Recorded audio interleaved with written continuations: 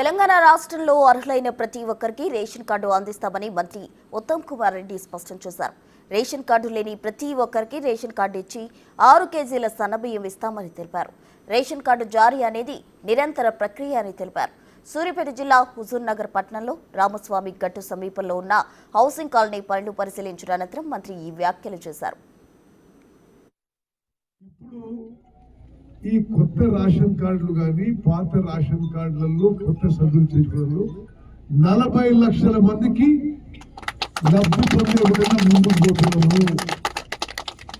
26వ తారీఖున మొదలుపెట్టేది ఆరంభం మాత్రమే. మీరు ప్రజాపాలనలో మీరు అప్లికేషన్ ఇచ్చినా, మీరు ప్రజావాణిలో అప్లికేషన్ ఇచ్చినా, మీరు గతంలో ఈ సేవలో అప్లికేషన్ ఇచ్చినా, సోషియో ఎకనామిక్ సర్వేలో మీ పేరు ఇచ్చినా, మేము అది స్క్రూటినైజ్ చేసి పరిశీలన చేసి అర్హులైన వాళ్ళందరికీ కూడా రేషన్ కార్డు ఇవ్వబోతున్నాము. ఈ ప్రక్రియ ఈ కార్యక్రమం తెలంగాణ రాష్ట్రంలో అర్హత